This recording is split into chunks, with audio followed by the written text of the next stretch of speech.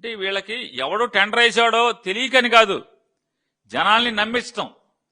మసిపూసి మారేడికాయటాకి తానా అంటే తందా అనే మామూలుగా బుర్రకథకి పక్కన డోలకు కొడతారు కదా, ఆ బుర్రకథ మాస్టర్ ఆయన తానా అని చెప్పగానే పక్కన తందానా అంటారు. చంద్రబాబు నాయుడు గారు తానా అనగానే వెంటనే ఆంధ్రజ్యోతి, ఈనాడు, టీవీపై ఆపై తందానా అని కొట్టేయటమే. కిమ్సో టెండర్ వేయలేదు.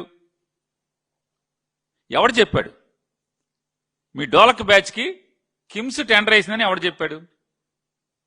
మీరు చెప్పకపోతే ఎవడు చెప్పాడు? అంటే ప్రజల్ని ఏమార్చుదామని. ఎవడో కిమ్స్లో పనిచేస్తాడంట. సరే, ఈ దోపిడీ ఆకపోగా ఎంత దుర్మార్గం అంటే రాజధాని ఇవాళ రాజధాని ఏర్పాటు అవ్వగానే అంటే దాహం తీరలేదని దానికోసం ఎంత నిస్సిగ్గుగా పచ్చిగా ఏదో అంటారు, కామాతురాణం నా భయం నా లజ్జ అని. ఈ దోపిడీదారులకి నా భయం నా లజ్జ ఈ ప్రభుత్వానికి.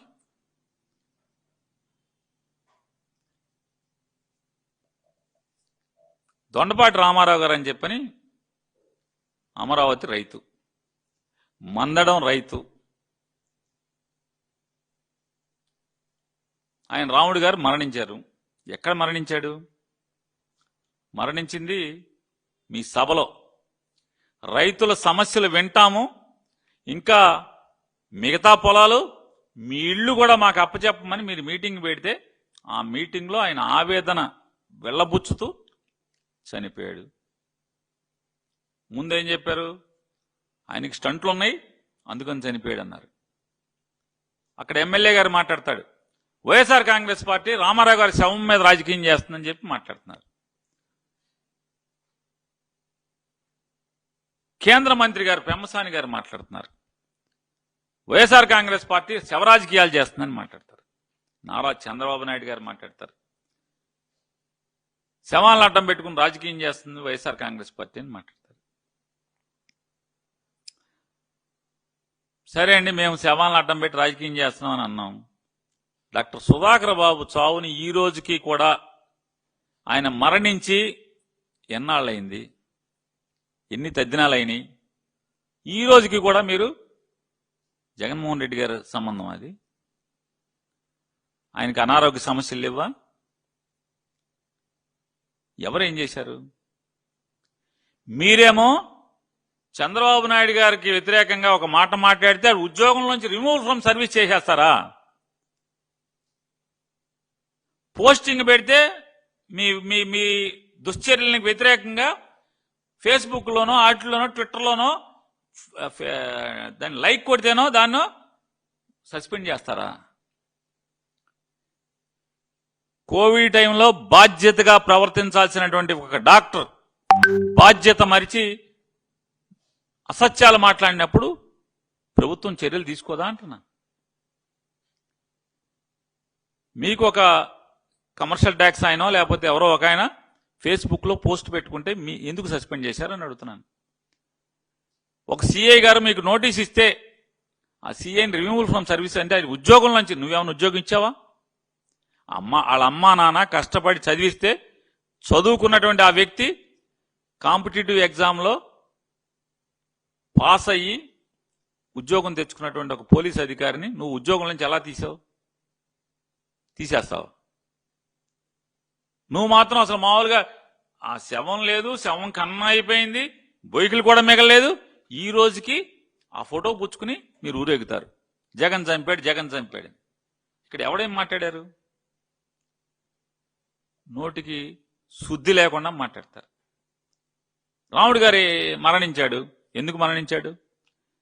చనిపోయే ముందు రాముడు గారు, మందడం రాముడు గారు మాట్లాడినటువంటి ప్రతి మాట డైయింగ్ డిక్లరేషన్ కింద తీసుకోవాలా తీసుకోక్కర్లేదా అని అడుగుతున్నాను. డైయింగ్ డిక్లరేషన్ కాదా అది?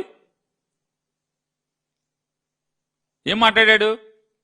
నా పొలం మీరు అడగంగానే నా పొలం ఇచ్చాను, మీరు దాన్ని వాగులో ఇచ్చారని చెప్పి.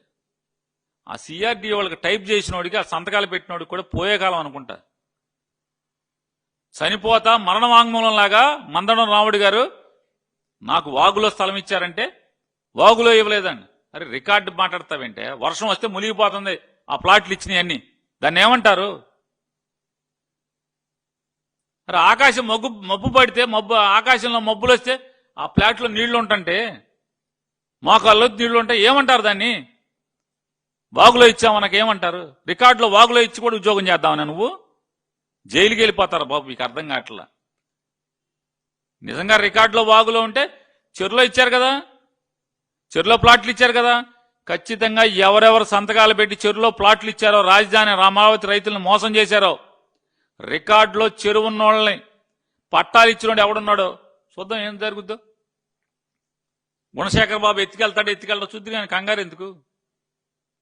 వాగులో ఇస్తారా? ఇంకా బొంకుతున్నారు.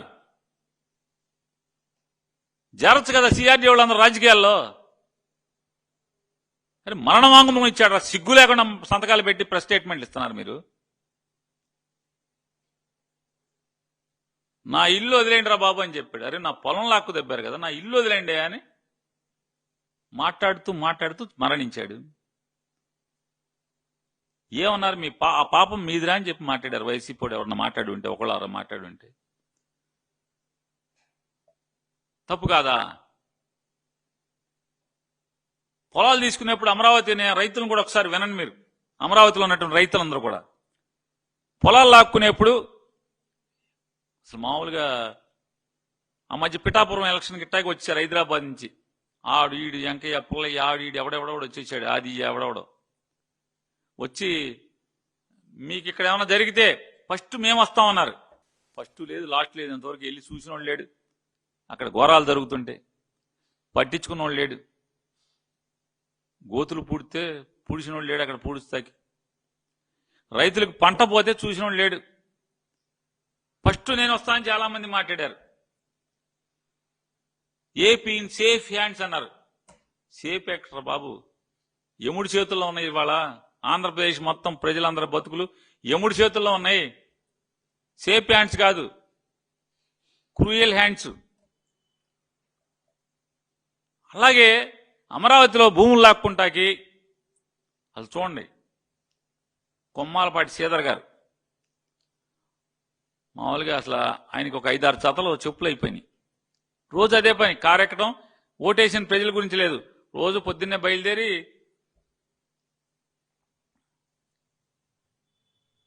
రావటం, అమరావతిలో అందరికీ చెప్పటం, మీది తినాలి మాది తినాలి అంటాం, ఫ్లాట్లు ఇచ్చేయమంటాం. ఆయన అయిపోయాడు.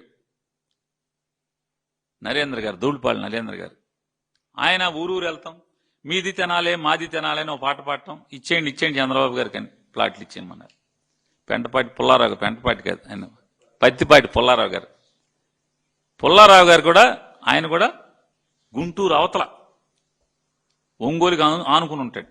అక్కడి నుంచి కారు వేసుకుని బర్రని అమరావతి వచ్చేయటం, మీది తినాలి మాది తినాలి అని పాట పాడటం, ఊరూరా తిరగటం.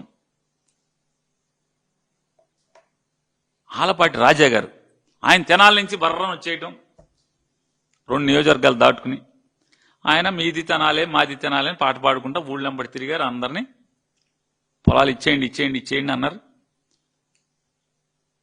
ఇంకో ఆయన ఐఏఎస్ ఆఫీసర్ గారు కూడా శ్రీధర్ గారు ఉన్నాడు అనుకుంటున్నాను, నాకు గుర్తున్నంత వరకు. ఆయన కూడా తిరిగారు గట్టిగా. ఈ రాష్ట్ర భవిష్యత్తు మీ ప్రజల భవిష్యత్తే కాదు, ఈ రాష్ట్రం మీ పిల్లల భవిష్యత్తు కాదు, రాష్ట్రంలో ఉన్న 5 కోట్ల మంది భవిష్యత్తు మీరివ్వాలి, మీది తినాలి మాది తినాలి అని తిరిగేదారు మొత్తం అంతా.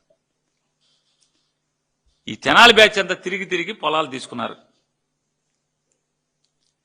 ఏరయ్యా వాళ్ళ తెనాలి బ్యాచ్ ఏరంటున్నా, ఏమైపోయారు? ఇవాళ ఎవడాయంటే మొత్తం రైతులను మోసం చేశారు, వాళ్ళకి టోపీ పెట్టారు, కుచ్చు టోపీ, వాళ్ళ గురించి పట్టించుకునేవాళ్ళు లేడు. ఇవాళ ఎవడొచ్చాయంటే పవన్ కళ్యాణ్ గారు చుట్టాలు వచ్చేసారు తెర మీదకి. అంటే నీకు చుట్టాలు కానీ నాకు కూడా చుట్టాలేండి. అప్పుడేమో మీ తినాలి మా తినాలని చెప్పి పొలాలు లాక్కుంటాకేమో వాళ్ళందరూ వచ్చారా? ఆలపాటి రాజా గారు, పుల్లారావు గారు, నరేంద్ర గారు, శ్రీధర్ గారు, జయదేవ్, గల్లా జయదేవ్ గారు, వీళ్ళందరూ తెగ తిరిగేశారు. ఎన్నో జతలు చెప్పులు అయిపోయినాయి. ఇవాళ ఎవడయా అంటే నారాయణ, కన్నబాబు వేసుకుని చేయొచ్చు కదా అని అడుగుతున్నా నేను. తెనాలి బ్యాచ్ని వేసుకుని ఇదంతా చెయ్యాలి కదా. అంటే మోసం చేయటానికి, మోసం చేసేశాక ఈ రకంగా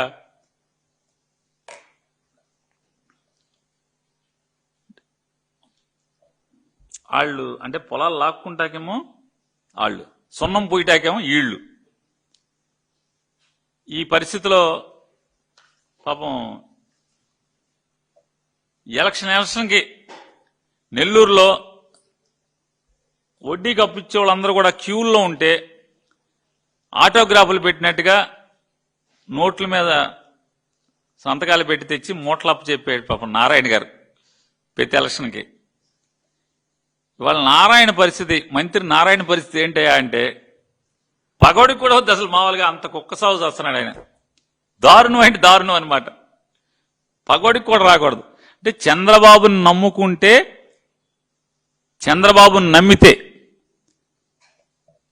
అంటే వాళ్ళు ఎంత దీనస్థితిలోకి వస్తారు ఎవరెవరు అన్నది ఈ రాష్ట్ర ప్రజలు. నారాయణ ఒకడే కాదు, ఈ రాష్ట్ర ప్రజలు కూడా పరిస్థితి కూడా అదే పరిస్థితి. అధోగతి పాలైపోవటమే. చంద్రబాబును నమ్ముకున్నాడు ఎవరైనా సరే అధోగతి పాలైపోతామే. పీకే గారు జాగ్రత్తగా ఉండు, మరో నారాయణలాగా అయిపోవద్దని చెప్పని జాగ్రత్త చెప్పటం. అంత గురించి చేయగలిగేదే ఉంది. తోటి తెనాలోడిగా అంతకుమించి చేయగలిగేదే ఉంటుంది. ఇవాళ చంద్రబాబు నాయుడు సహజ లక్షణం, జగన్మోహన్ రెడ్డి గారిది ఒక దుర్మార్గమైన రాజ్యం, రౌడీ రాజ్యం అని చెప్పి మాట్లాడతాడు.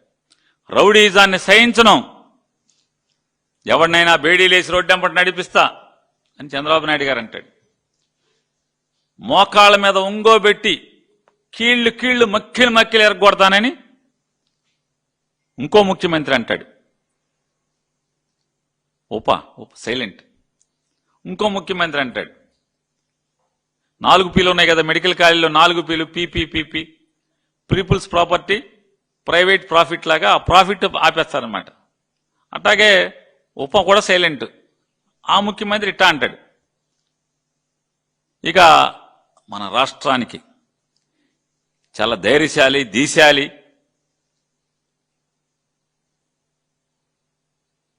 మరో రాణి రుద్రమ్మదేవి, మరో ఝాన్సీ లక్ష్మీబాయి గారు అంతా యశస్సు ఉన్నటువంటి హోమ్ మినిస్టర్ గారు. వారు శాఖ మాత్రం వారు పట్టించుకోరు. హోంశాఖలో మర్డర్లు అయిపోయి, కిరాతకాయలు అయిపోయి, అమ్మాయిల్ని చెరిచేయని, చెరబట్టని, చంపేయని, ఆస్తులు లాక్కొని కబ్జాలు చేయని ఎక్కడ ఆవిడ అసలు మాట్లాడరు. ఈ రాష్ట్రంలో శాంతి భద్రతలు దిగజారిపోతున్న పరిస్థితులు భారతదేశంలో కేంద్ర ప్రభుత్వం చెబుతుంది ఈ రాష్ట్రం నాశనం అయిపోతుందని. అయినా వారేం మాట్లాడరు. నాకు అంటే నేను అడిగా చాలా మందిని, ఏంటి అసలు హోంశాఖ వదిలేసి జగన్ని దూషణ శాఖ ఇచ్చారేంటి ఆవిడికి? జగన్మోహన్ రెడ్డి దూషణ శాఖ అమాత్యులు ఏంటంటే, సార్ ఆవిడ చూస్తే మాకు అలా ఆయన ఉద్యోగానికి పిలుస్తున్నారు అనుకున్నట్టే హోమ్ మినిస్టర్ శాఖలో మాత్రం, హోంశాఖలో మాత్రం, లా అండ్ ఆర్డర్లో మాత్రం ఏలు పెట్టినట్ల, కనీసం కానిస్టేబుల్ ట్రాన్స్ఫర్ కూడా ఆవిడని చేయనివ్వట్ల.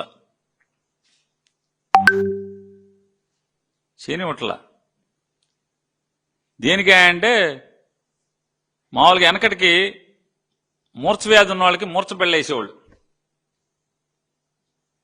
అంటే ఈయనకి మూర్ఛ ఉంది, పడిపోతే నీళ్లు పోయిండి అయ్యి అని చెప్పి రాసి ఉండేది పాలక.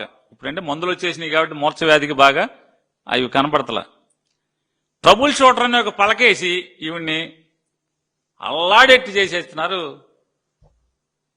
లోకేష్ నాయుడు, చంద్రబాబు నాయుడు.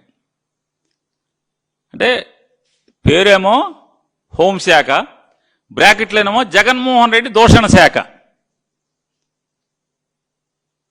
అసలు శాఖ లేదు. ఈ కొసర శాఖ మీదే పాపం ఆవిడతో ఉద్యోగం చేయిస్తున్నారా, మరి ఆవిడకే ఇది ఇంట్రెస్టో మనకు తెలియదు.